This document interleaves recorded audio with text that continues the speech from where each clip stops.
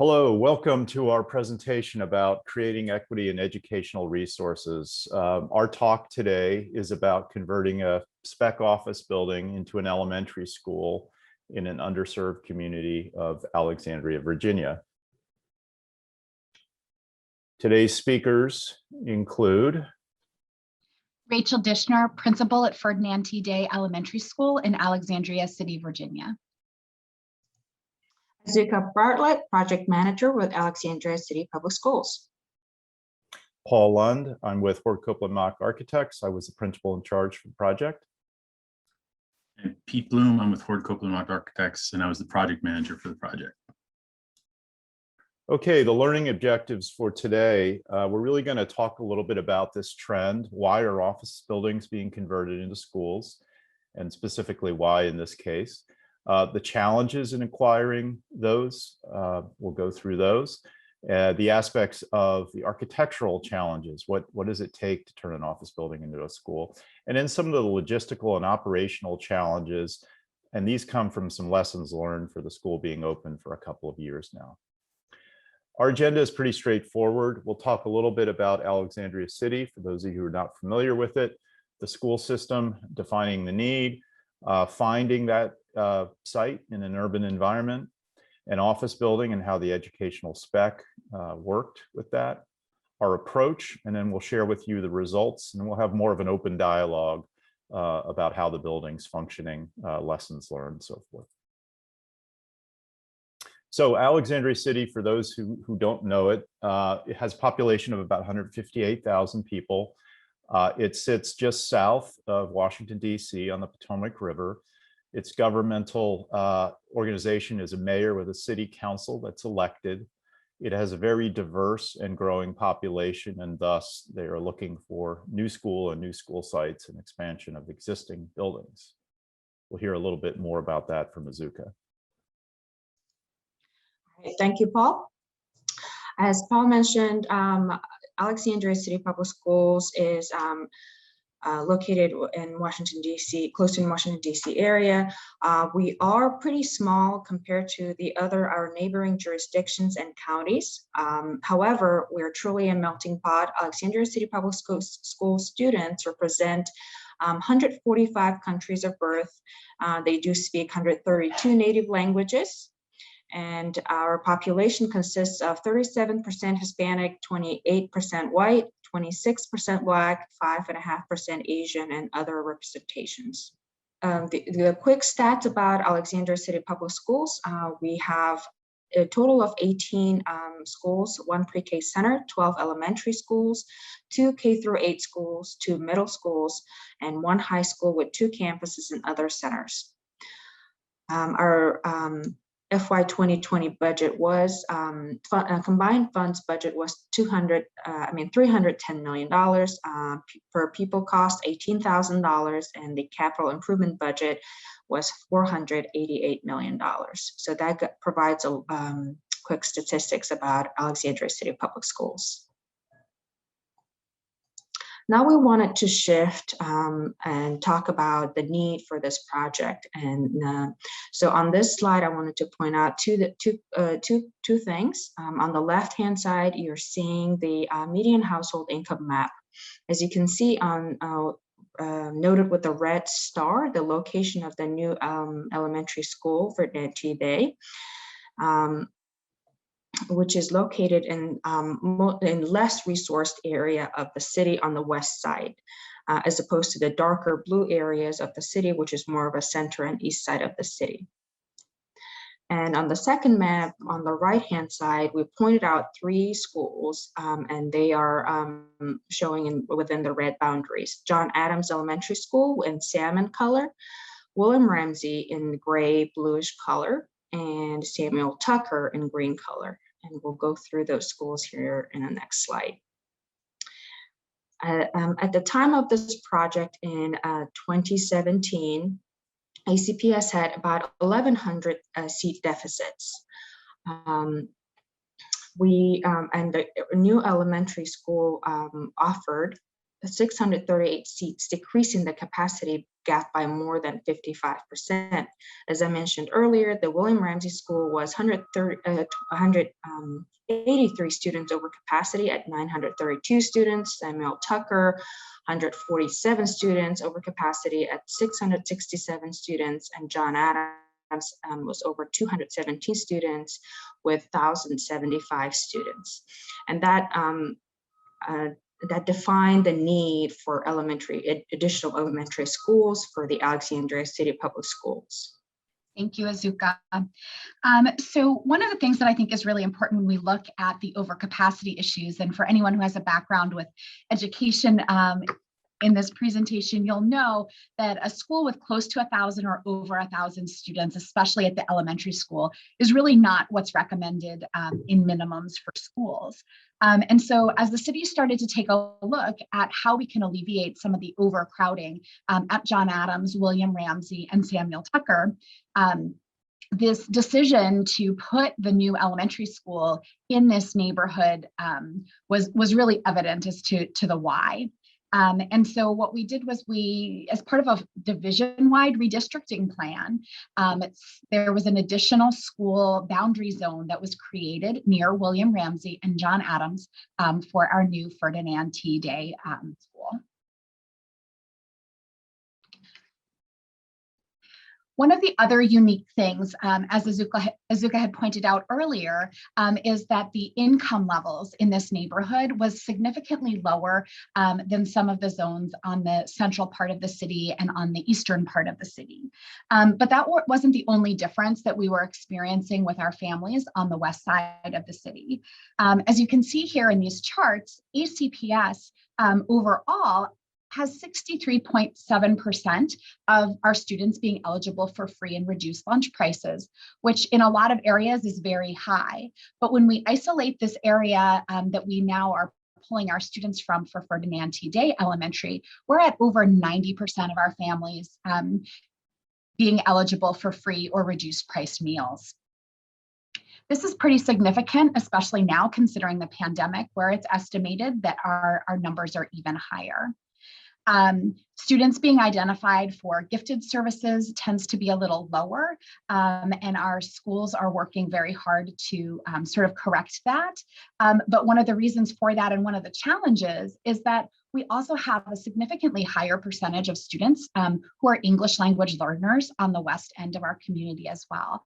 As you can see, 75% of our students at Ferdinand T. Day are receiving services to help them develop their English language proficiency, whereas the rest of ACPS as a whole, we're looking at 31.1%.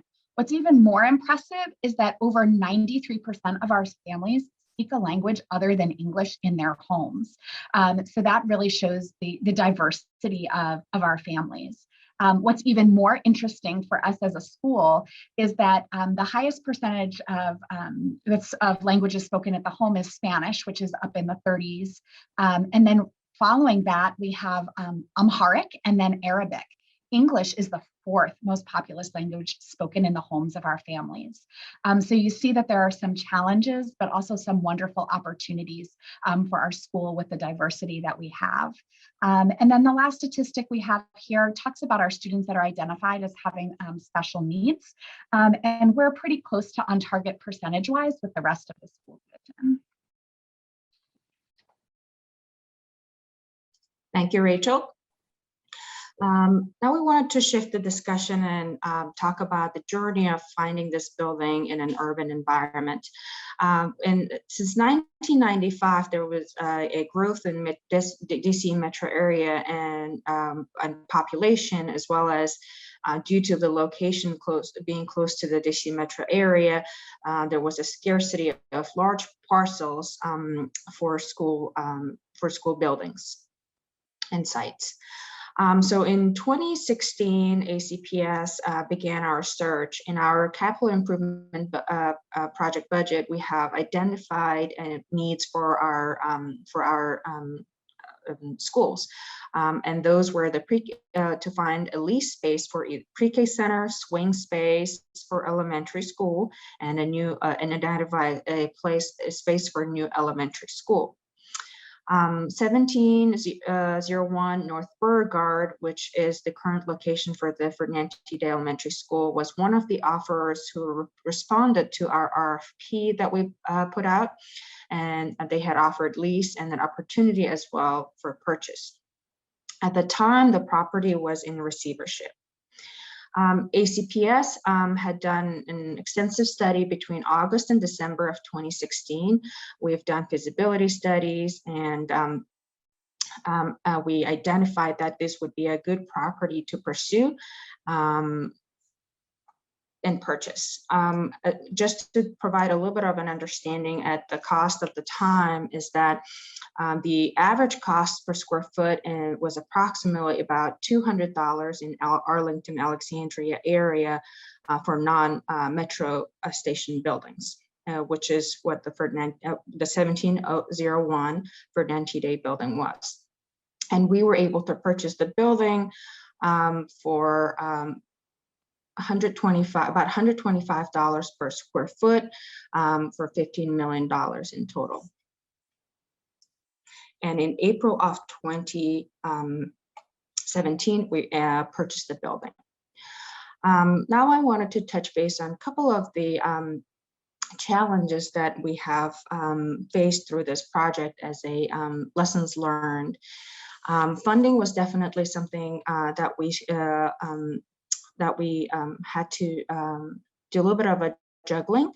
As I mentioned earlier, our capital improvement project identified lease of a space instead of a purchase. So we needed additional funding in order to support the building purchase for $15 million, as well as the $22 million for retrofitting.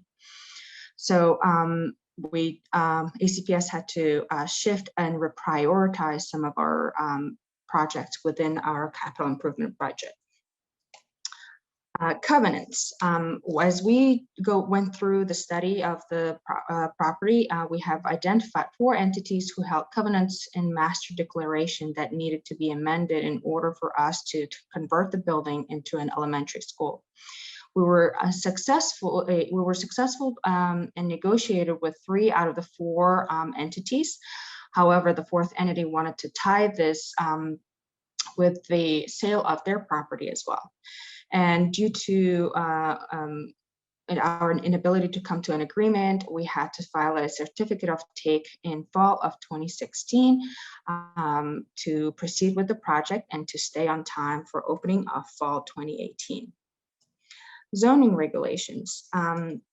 This is something definitely you want to look into when you're purchasing a building. This building was zoned in commercial zone CDD 4. Planning and zoning, we had extensive discussions, and we were able to amend the development special use permit to allow school use on this property.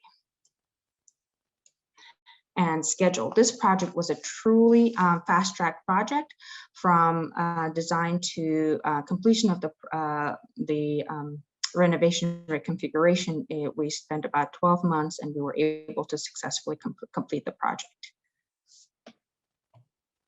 Thank you. And now I'm going to turn it over to Paul. So we want to talk a little bit about the project and the design team approach. Zuka kind of led the groundwork for all of the efforts that they had done, and that certainly benefited us coming in as the architects and designers of the building. As Zuka said, funding was one of the critical challenges, and as a result, there really were 2 phases. The first phase was to take the office building, to renovate 4 floors of it for the school, and to construct a playground, and you'll see that that was on top of the adjacent parking garage. Budget was about $22 million. It was a design build delivery. This was the first that Alexandria City Public Schools had done, and it was LEED certified. Phase 2, which was recently completed, was the addition of a gym of about 8,300 square feet, $6 million. They also stayed with the design build delivery, and that is LEED silver. The existing site that we were given, as Azuka spelled out, was on Beauregard Street. This is the building here. This is the building here. It had an adjacent existing office building here, and it had a parking structure. So as part of the purchase, Alexandria both bought the building and the parking garage. And you can see the site is fairly tight. These are row houses in this area. Most of the other properties along Beauregard are commercial. This is another parking garage and office building complex, and then some trees in this zone. The existing building looked, like you might expect for spec office building. It was a red brick building with a few decorative elements. It was 6 stories. There was a lobby with a little bit of upgrade, some wood, had 3 existing elevators. This is the parking garage, the top of the parking garage, where we ultimately put a playground.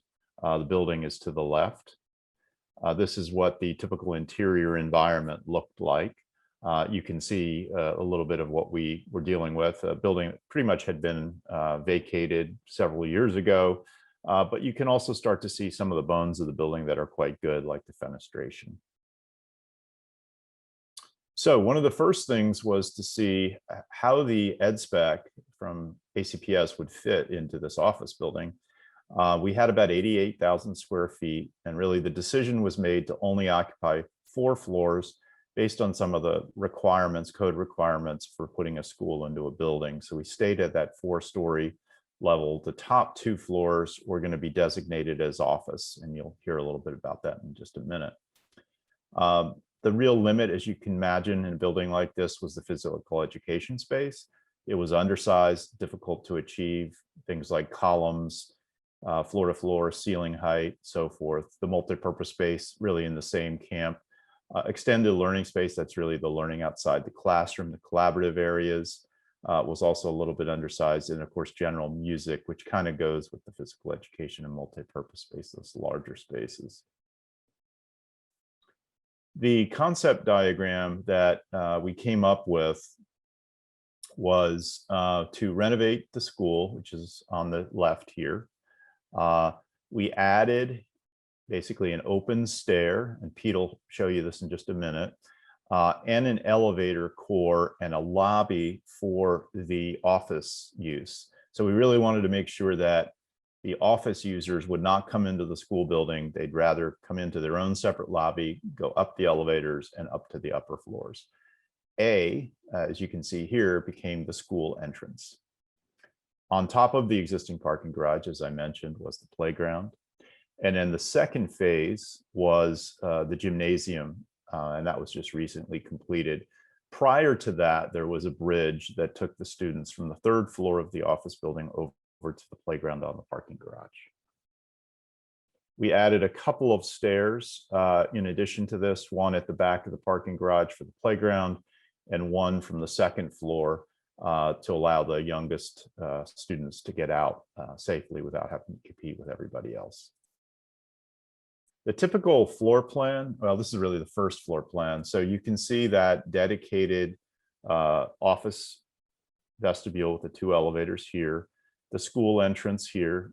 You can see you come into a vestibule, you come into the welcome center, and then into the school. So it's very typical of the type of security that most schools are doing these days.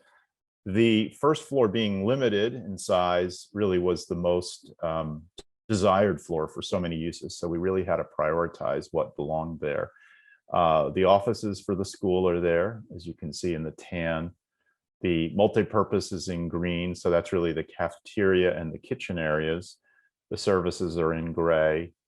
Music is in the purple color, and then in the yellow color, we created a physical activity space, and we'll show you a little bit more about that. That was probably one of the most challenging spaces that we had to incorporate.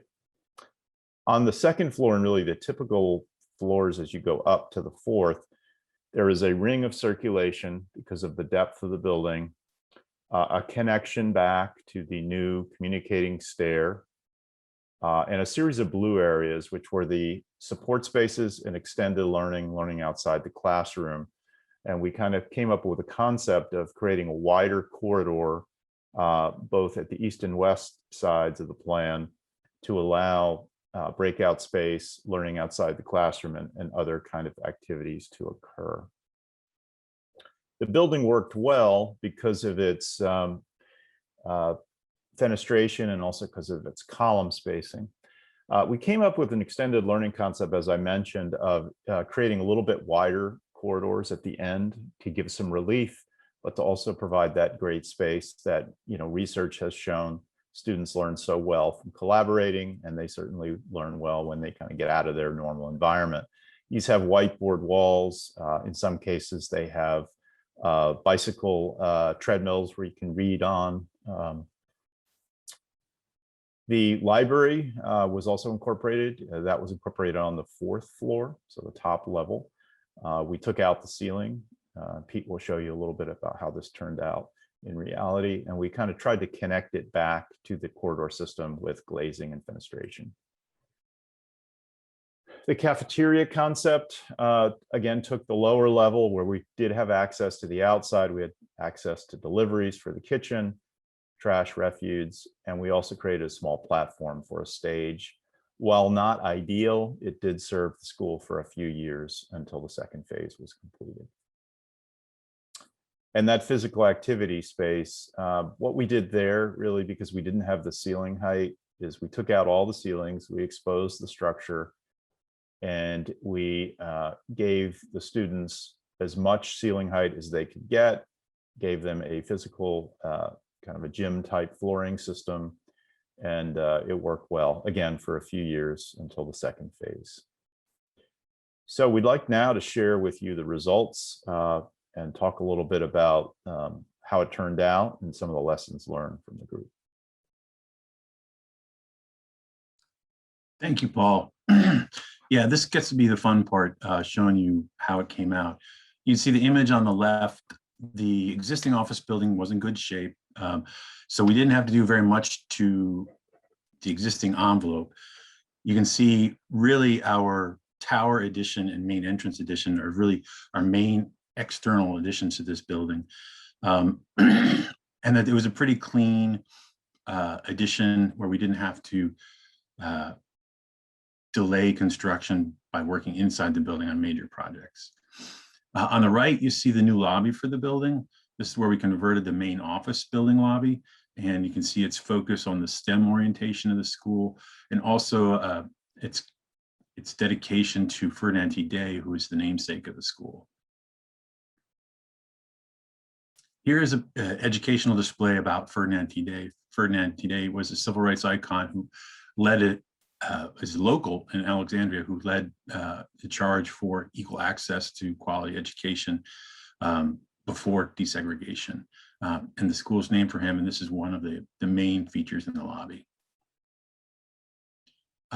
This is a view of the addition's vertical stair. It's really kind of a vertical main street. It's the communicating stair where all the students use it every day.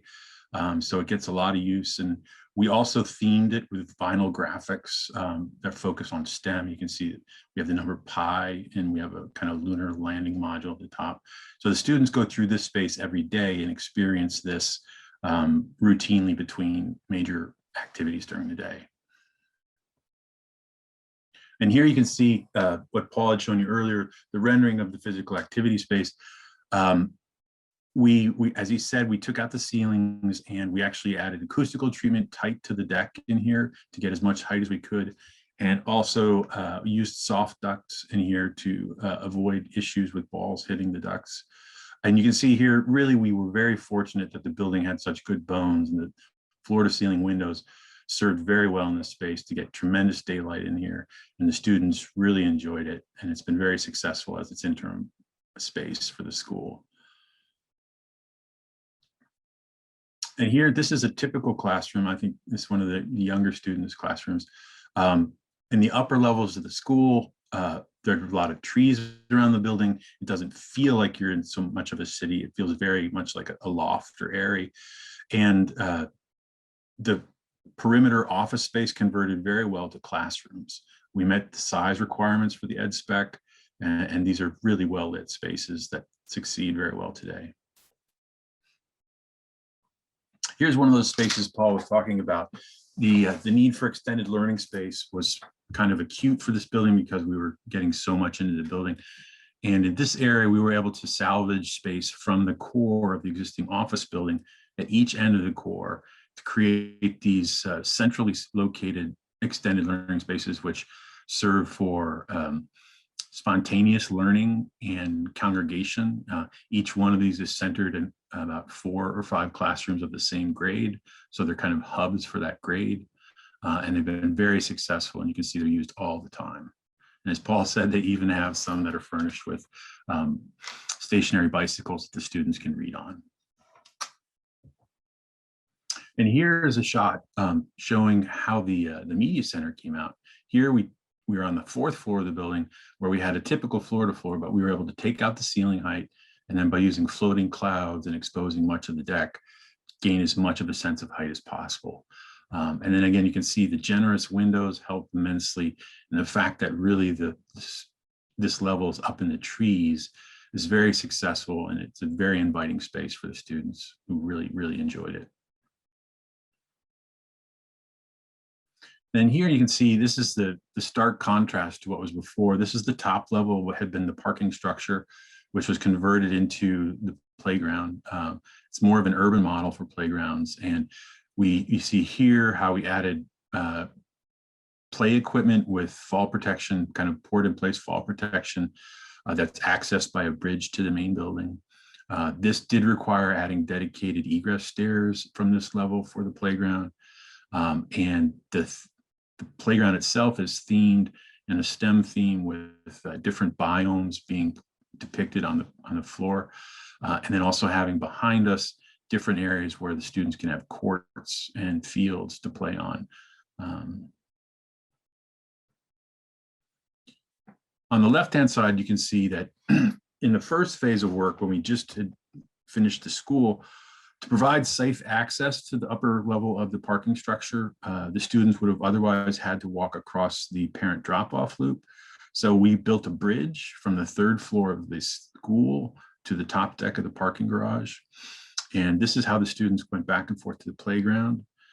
And so that was a big effort in the first phase, which then in the second phase, if you look at the right, the second phase, when we built the gym and the stage, we effectively took out that bridge and replaced it with internal communication, which did the same function to get to and from the playground, but also provided a double story or a double height volume for the gym, which is raised up again to the 3rd floor. So everything is raised up on columns, and in the front part of the building is actually cantilevered to maintain clear passage for fire truck and emergency vehicles in the foreground. And so this replaced the bridge and resulted in this interior space here. You can see that in keeping with the STEM focus of the building, the structural system was played up, and the front of the building in this image out where you see the glazing, that portion of the building is completely cantilevered. So we have a lot of diagonal bracing to support it.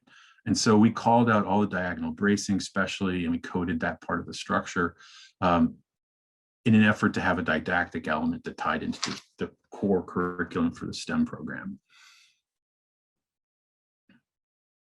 And here you can see the same space looking back towards the stage. We were able to vastly improve the stage amenities for the school from what we had previously in the cafeteria multi-purpose space. So in the gym, we have an actual stage at one end, and we have lots of natural daylight when it's useful for the gym, and then we can have theatrical lighting and light control on the windows when necessary for assemblies and performances.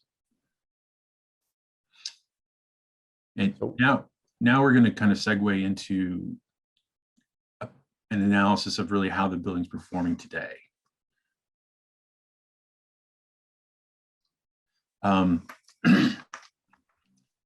The school community is really doing well, but I think really the person probably best suited to address that would be Rachel, who's the principal for the school.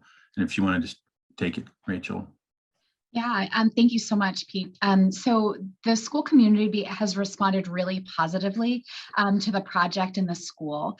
Our families have been so grateful for this beautiful space that their children have to come to every day. This isn't to say that at the onset, we definitely had some family concerns about their students walking across a bridge to the playground and being on a playground on the roof of a parking garage. But once our kids were here, once our families got to see and experience everything, they realized how safe it really was for their students. And since before the building was completed, we really haven't had any of those concerns as of yet. Every once in a while, we'll get a parent concern about their kids having to go up and down so many stairs, but it also really lends itself well to focusing on the whole child and the health and wellness of our students. So we get a lot of exercise, and the brain research suggesting that kids that get up and move and have sort of those brain breaks tend to do better in their subjects. So we've got kids up and moving all day long during transitions, which has really been wonderful. When the school opened as part of that redistricting project, we really opened with under capacity, significantly under capacity. And as we've gone through, and again, as part of that redistricting process, families that were no longer grandfathered in to stay at their original schools have been joining us at Ferdinand Day. And we're actually slated next year to have over 600 students. So we'll be right up there at our building capacity. One of the other things that I wanted to touch on is those extended learning spaces that are throughout the school. I think far too often these kinds of spaces are really underutilized in school, but because we're a STEM school and collaboration is such a huge part of our STEM instruction, we've been able to utilize those spaces for a variety of things. Students can go out and work in small groups and be supervised by the teachers in those grade level pods. Grade level teams have been using it for community meetings in the mornings for the whole grade level, which has been wonderful. And then when we do our discovery projects, our hands-on STEM learning activities every week, staff and students have been able to utilize those spaces as additional learning spaces so that we can do more small group instruction, which has been absolutely phenomenal. The expanded physical education space, and as I think Paul and Pete both mentioned, the temporary physical activity space that we had at the beginning was adequate as a temporary space. And I know that our students and our staff really loved the windows and all of the natural light. And since we were recently able to open the new full-size gym space that we have, it's been really wonderful. Due to the pandemic, our students have really been utilizing it more during recess so we can have kids spread out. But everyone that's been in the new space, especially the students, can't wait to utilize all of the equipment and really get to engage in some more physical activity that involves other equipment and can really utilize the height of the ceiling. One of the challenges I think that we'll continue to face is really the size of the cafeteria space that we have. It has definitely been absolutely wonderful and essential for our community engagement. Having families in the evenings be able to sit down together and have dinner, being able to work on activities that have to do with language arts, literacy, math, and working together with families to share more about what their students are learning has been great in that space. But as our school continues to grow, one of the future challenges that I see is getting all of the grade levels in at the same time for lunches. I know that many schools who have more square footage on that first floor, which I know was a challenge for us, have the ability to have more kids in the cafeteria, which means lunchtime can really be closer to lunchtime. But we've been able to make it work. And I think that now that we truly have our performance space, up in that new gym area, we'll be able to start to utilize some things a little bit differently in that first floor cafeteria space. Rachel, for our viewers, I'm wondering, how did your faculty and staff react to kind of a different model of an elementary school? Did it take some getting used to, or were they embracing this concept, or how did you manage that with them? So I think the first reaction that I get from most staff when they see our classroom spaces is everyone is so grateful for all of the natural light.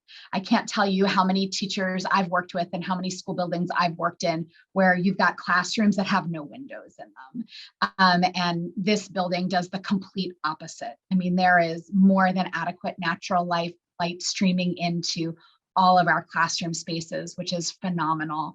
And so that's usually the gut reaction from our staff, that it's bright and it's beautiful and our classroom sizes are adequate for the number of students we have. And that's always been really positive. Some teachers, I think, initially were like, we've got to take the kids up and down the stairs. They're a little sort of shocked at that initially, but it works well. And I've had a couple of staff members joke around with me that they're going to start charging me for the new clothes they have to buy because they've lost weight going up and down all of the stairs within the building. But it works. The style works. I think some of the challenges with having that vertical space for a school, especially at an elementary school level, is we've had to be really thoughtful about arrival and dismissal procedures, as well as drills, like evacuation drills, fire drills, those kinds of things, to ensure that we can get everyone out of the building quickly and safely. We do have lots of options with the egresses off of the third floor as well. And so we've just sort of had to reimagine, and that was sort of a little bit of an adjustment, I think, for some of our staff, but it does work. That's good background. Thank you. The other thing I did not mention as we were going through kind of the conceptual planning was that there were 3 existing elevators in the building. And what was done was one was sort of decommissioned to just create some additional storage space. The other 2 are there to serve the school. And then there were additional 2, as I did mention, for the office that were put on the outside of the building. The other thing in terms of the egress, and I'll get into this, but we'll get into it more specifically later, was we did have to widen the 2 existing fire stairs within the plan. So let's move and talk a little bit about what to look for in an office building. I think in this case, I got to say Alexandria City Public Schools did a great job of finding, a good building that we could work with. Yeah, as Paul has mentioned earlier, a lot of things about the building were perfectly suited to this conversion. For future reference, I mean, the column-based spacing is kind of critical, so that we had generous base spacing so that we didn't have to have columns in the middle of classrooms. We had great kind of classic clear perimeter space from an office building point of view that afforded us real flexibility in putting in ed spec required classrooms. So that's one thing to look for. The other thing is that the floor to floor heights really need to be generous, and most office buildings are, especially for your larger spaces. If you're going to go with media centers, multi-purpose rooms, that kind of stuff. And anything on your first floor, if you want to have a cafeteria or certainly a gym or physical activity space, you really need to take advantage of those high floor to floors on the first floor in particular. And in other spaces you can make do. As Paul mentioned, the vertical circulation was really kind of critical in this equation, so you have to give it a lot of thought. Studying the elevatoring and how to separate the traffic of the office access to the upper floors so that was discrete from the school was important. We had the ability to do that because we could do an addition on the outside. If we'd had to do the addition on the inside, it would have been much more difficult and disruptive to construction and probably wouldn't have met our time frames and would add a lot of cost to the project. And as Paul mentioned, the stairs, you really need to look at your egress capacity on stairs. Our emergency stairs, we could not make them work with the occupancy loads of the school. And we had no choice but to literally demolish these stairs in place and rebuild them wider to get the capacity we needed for the entire building, not just the school, but the upper floors as well. So that's really something to study carefully. In this case, it was a necessary expense and it was able to be incorporated into our time frame. And the elevatoring also should be studied from the point of view of how many elevators the school really wants to use. In our case, we wound up really having the school use 2. And one of the reasons that we had to incorporate the addition for the elevators was not just for the office users, but we had to have a stretcher accessible elevator, and none of the existing ones were. So we did that in the addition. So the elevator, the emergency access elevator, was included in that addition. Other things that are really important to look for, obviously, is you need to have adequate parking capacity for your users and visitors and staff. And in this case, the parking structure is suited that well, and in fact has excess capacity for an adjacent office building. One thing that really helps is having open space just for incidental stuff, in addition to the space that you have for a playground. And we were very fortunate that our playground meets the ed spec in terms of its requirements for square footage and all the features, but we're lacking some of the kind of incidental play space for kids to go off the playground and just kind of kick around on the lawn or something like that. So finding spaces like that is very useful. And of course, the zoning, in order to get this fast-tracked and approved, not only do you have to have the zoning work laid out in your favor to start with so that the building's approved for this use in this area, but you really need to be able to work with those officials cooperatively so that you can get the approvals you need in the timeframes you need, and to consider unusual things like a playground on top of a parking deck, which was very useful to us. And we had a lot of conversations about how to do it, and we wound up having to address a lot of issues with egress and safety with fences around the entire thing, and then also not having the playground to egress back into the building, things like that you wouldn't normally consider, but are become considerations in this kind of configuration. One of the things that's kind of a segue into our next topic, the lessons learned, was we learned, and this was not that well known, but what is the loading capacity of a playground on top of a parking garage? Is it more than the cars that travel? And in this case, the interpretation was made that it is. So therefore, we had to beef up the structure a bit of the parking garage at the top level to support that playground. Parking garages are very efficiently designed and generally don't have excess capacity. That's, again, something to look for and think about if you're going to entertain putting a playground or some other activity up on top of a garage that already exists. And one other thing I would want to offer, Paul, is that reusing the infrastructure of the building was very useful. Being able to reuse some of the mechanical systems, et cetera, and the distribution elements was also something that saved us a lot of time and effort.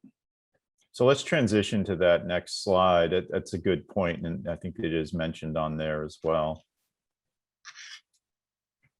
So I do think the security and safety and egress, there was a lot of questions. I think there was a lot of questions about, are my children going to be safe with office workers on the top 2 floors?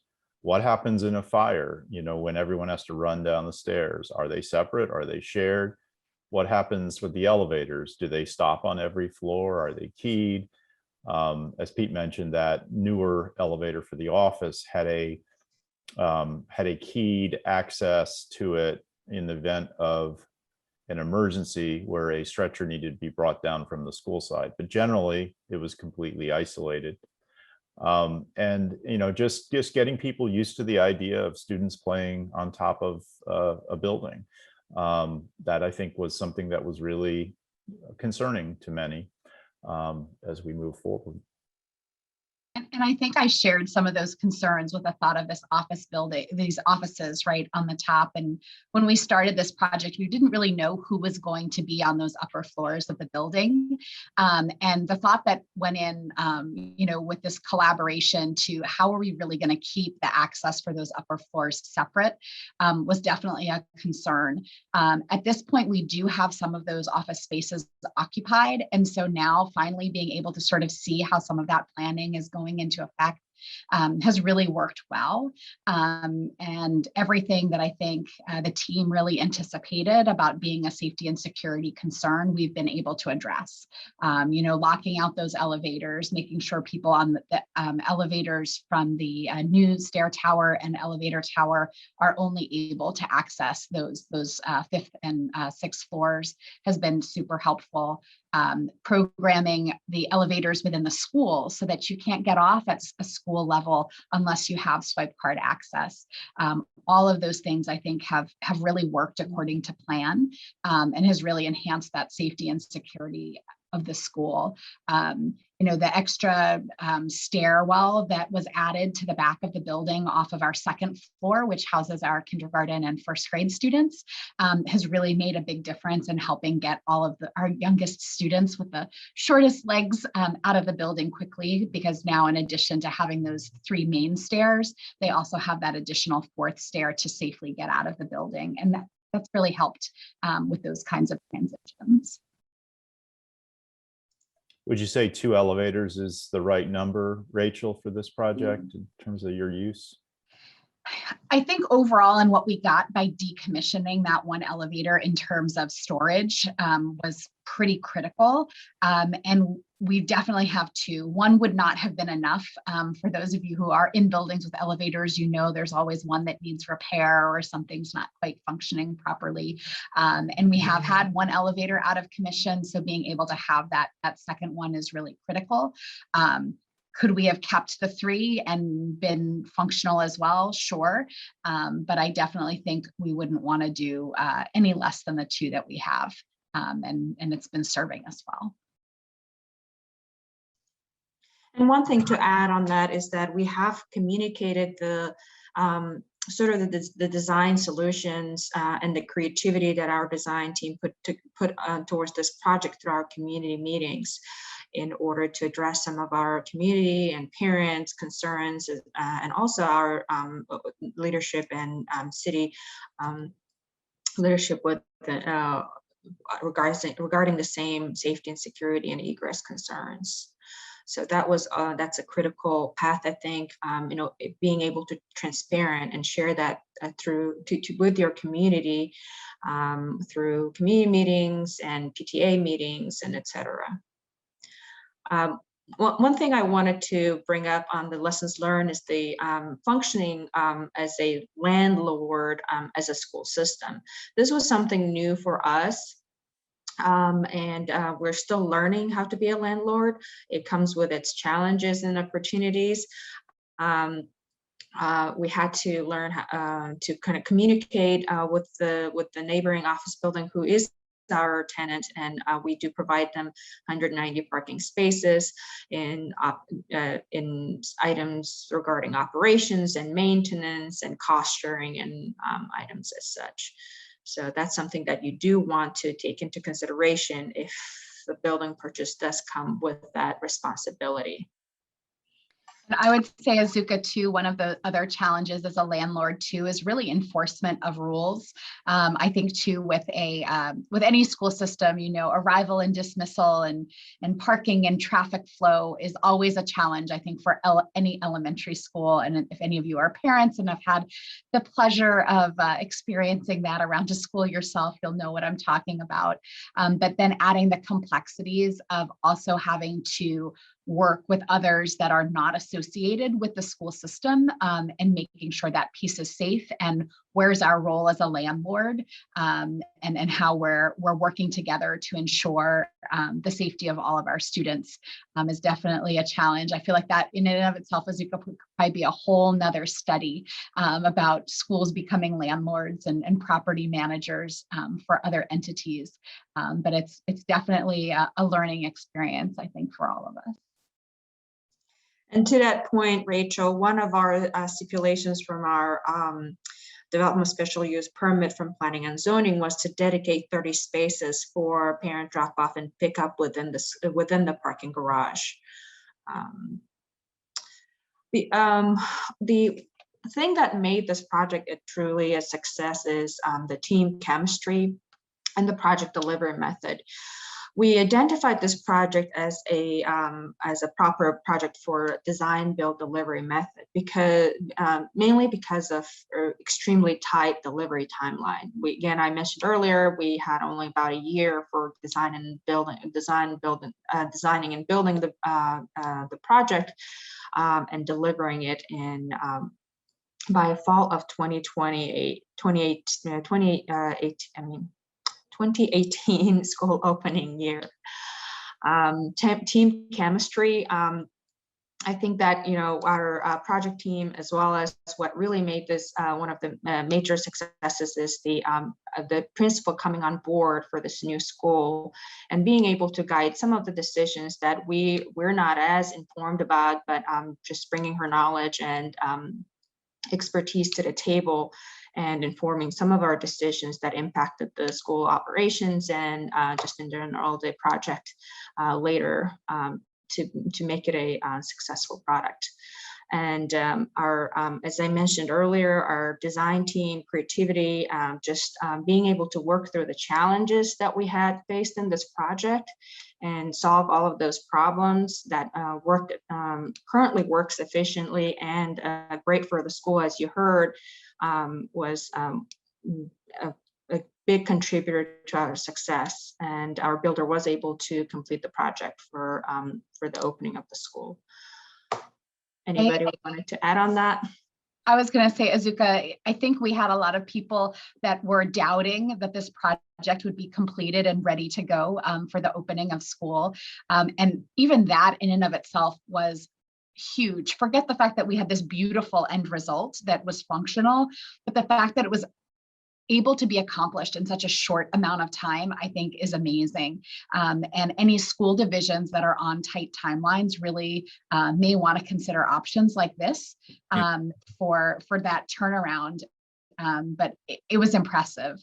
But from design to completion, I mean, the timeline is really, really impressive. Yeah, and I would add to that going design build was really critical to our ability to deliver on time, and developing a good relationship between the design team and the builders. And then really fortunately building those kind of relationships, the same cooperative relationships with the zoning and review agencies of the city, were really critical to everyone pulling together. Everyone saw the value in this project, and really the leadership set a tone of cooperation and collaboration that trickled down to the entire project and made a big difference in how our ability to achieve this.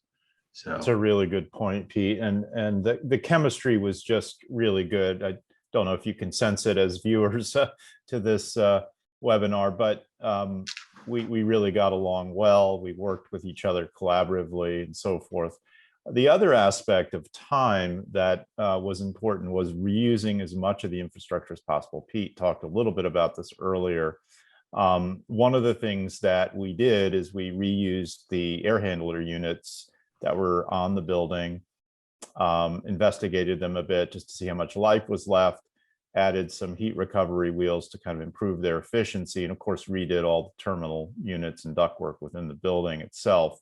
That poses benefits, obviously, in terms of cost and time, but it also limited us in terms of what we were able to achieve in terms of lead on the first phase. And the second phase really has a standalone unit, and you can see we jumped from certified to silver on that second project. And I would say, just to underscore the importance of the pre-planning, we've talked about it a lot. Azuka went through the details of it. We were really set up for success by the foresight of Azuka and her team, because they had done a lot of studies, they had evaluated buildings, they picked a good one with good bones, and then we were able to execute. I'd say that's essential, to sort of spend a little bit of that time on an architect and an engineer up front just to evaluate these spaces.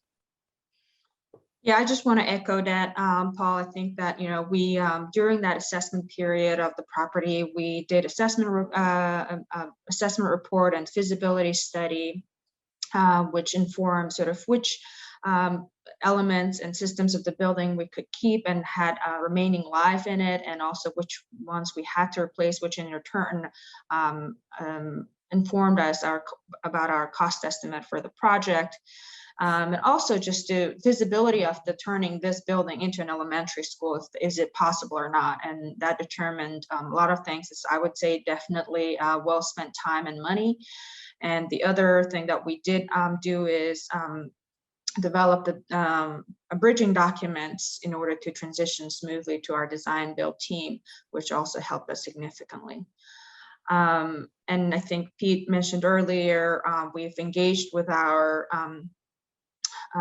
planning and zoning, transportation, environmental services, and code administration, all our sort of entitlement permitting offices early on. We had started discussion, and their collaboration was extremely important for this project to make this project a success. So Yeah. look, I'm sorry, go ahead, Rachel. I was going to say, I agree. I think that partnership between all of the entities within the project, but in addition, the support from the city and commitment to see this project through really helped to keep those wheels moving. But I keep going back to the creativity of HCM within this project as well, between trying to balance out staying within the budget, making sure that our timeline was executed the way that it was, and then reusing as many things within the building as we could. And from that STEM school standpoint, right, as the principal, I think there were just so many really solid decisions that were made about what to keep and what to put in new, and again, serve the school and the timeline and the budget really in a fantastic way. So here's the campus today. This was just recently photographed. You can see the vibrancy of the students out in front. We're really in this view standing on, if you remember that existing site, there was a sort of little lay-by. That's where the buses drop off. So if you were dropping off on a bus, you would come in this way and enter the school. Here at under the canopy, the new gym that Pete spoke about is here, and you can see the parking garage off in the distance, and the parents can do a drop-off both at the garage, and then there's also drop-off access that's under the gym service as sort of a canopy. So thank you very much for listening to our webinar. We hope it's been informative. We did want to leave our contact information for you up for a few minutes. So if you need to get in touch with any of us, feel free. Our emails are listed below. We have been through this project as an architect as well as our client here. And we've gone through other projects for in conversion of office buildings and other types of buildings to schools. So feel free to reach out to us. Thank you very much.